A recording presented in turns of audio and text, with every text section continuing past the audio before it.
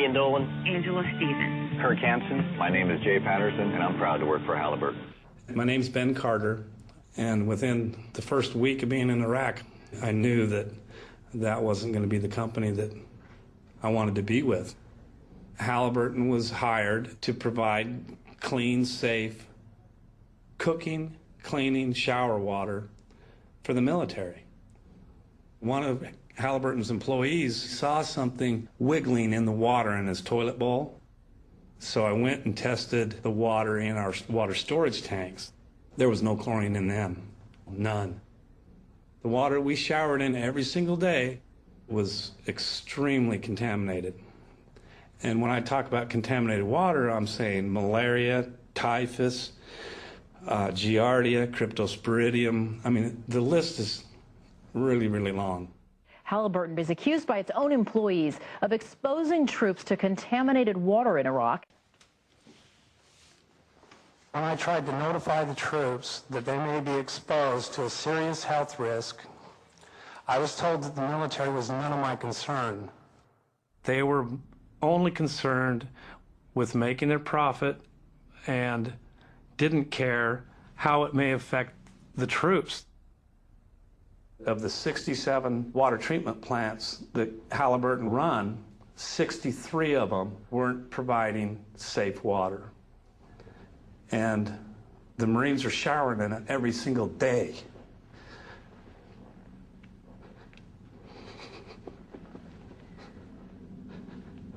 Sorry.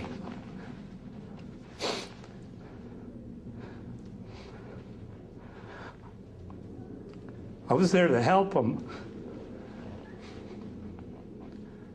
There's a lot of soldiers over there. They might come home without a bullet wound, but there's a lot of them that are going to come home with pathogens in their blood because of Haliburton. And they don't even know to get tested for it unless somebody tells them. And I'm sure Haliburton is not going to be the company to tell them. When I joined Haliburton, I knew I was going to work on some big things. We put out a few fires at work. Once ran into a small challenge of getting some supplies to our troops.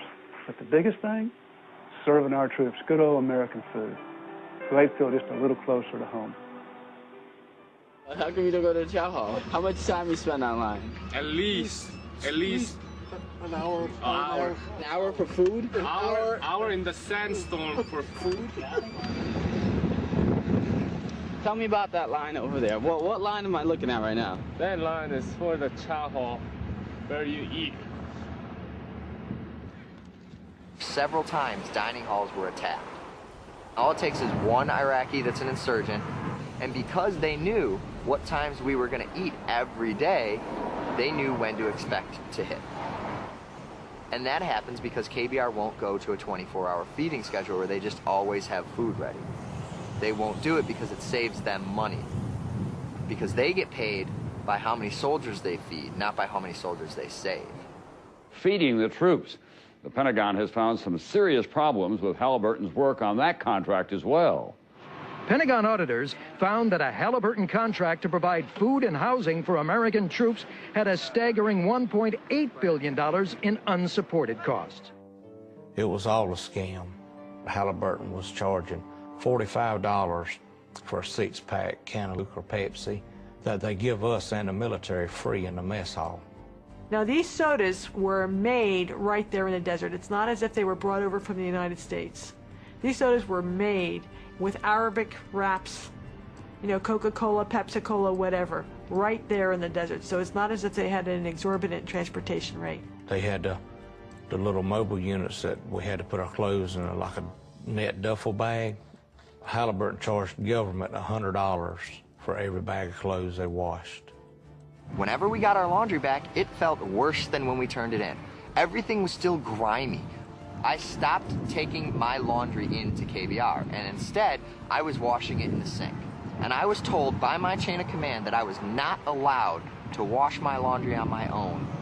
I had to take it to KBR to have it washed, even though we all knew that they were doing a horrible job because they get $99 a bag for a bag of laundry that I could do at home for $3. a legal way of stealing from the government or taxpayers' money. The Pentagon audit released last night that found the company is overcharging taxpayers. Haliburton Company billed taxpayers for its contract work in Iraq. It is your money that's being used. These contracts are managed under a system called Cost Plus, which is the opposite of trying to save money. It guarantees that everything that you buy will be paid back and reimbursed if it's seen as justified, and you'll be given a profit in addition. A cost-plus arrangement that critics say leaves little incentive to save. The more taxpayer dollars Haliburton spends, the more Haliburton makes. Cost Plus encourages you to run up the cost of a program because you are going to get a percentage of the end result. And so there's no incentive to stay at Motel 6. Stay at the Ritz-Carlton in Qatar, folks. The place that they chose for orientation in Kuwait was a huge resort set right on the ocean. Had, I think, 3 swimming pools. So it was better than the Wyndham in Texas or the Ritz. It was fancied up. Marble floors, mahogany woodwork. It was just beautiful. They had sea-doos, jet skis they could use. You could go and rent wave runners and go out and play in the water. We were renting wave runners, and we got paid by the hour to do it. I was told this: don't question it, enjoy it. Several government agencies are currently investigating if Haliburton overcharged for work already completed in Iraq. They had 5-star meals catered in every day. It was so lavish. Rows of vegetable platters, beef platters, fish platters. It's a cost-plus contract. KBR looked at it, the more money we spend, that's more money we get in our pockets. We had it made over there compared to the military. I mean, those guys were living in tents, and we had air-conditioned private hooches. The tents that we were staying in were completely moldy, and everybody was getting sick with respiratory infections. They're getting paid millions of dollars. Why can't they even give us a tent that doesn't make us sick to live in it? The soldiers are sleeping on these little cots out in the middle of the desert, while these KBR executives are driving these $40,000 vehicles. They and their secretaries are driving at least a $30,000 to $40,000 vehicle. This secretary lives in this complex, eats her meals in this complex, has her laundry delivered to her, has no reason to go anywhere at any time, but has a brand new top-of-the-line Ford or Chevy pickup with everything imaginable on it that you could put on it. Chrome rims and leather interior and CD players and all these extra amenities that, you don't really need in wartime. Why do they need an H2 Hummer? Why do they have Cadillac Escalades in Iraq for Haliburton managers? What is the purpose? One invoice that I saw was for about $7,000 for 1 month for a SUV on a lease. It was a 3-year contract. Comes up to roughly $250,000. A vehicle that you and I could purchase at the local dealership for probably top of the line $45,000. And the taxpayer paid $250,000 and never did own the vehicle.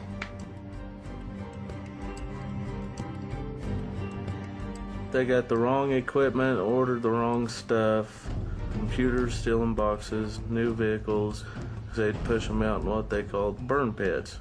And they just set it on fire, claim it as a loss, get more money for the right equipment or the right stuff they needed. Why would you need to order somebody else's wrong equipment just because somebody pays you to do it? And you burn it and destroy it. You got brand new trucks over there, and there's not even oil filters. So when the motor blows, what do? Buy a new truck and build the government. $75,000 truck. They wouldn't even have a spare tire to fit it. And we had to blow it up. And they didn't care Haliburton did because the government's paying for it.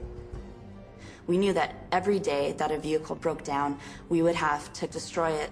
And these are maybe $80,000 vehicles, maybe $100,000. They're expensive trucks. We're burning fuel in front of Iraqi people. We're not really doing anything to help, and we just have to follow the orders.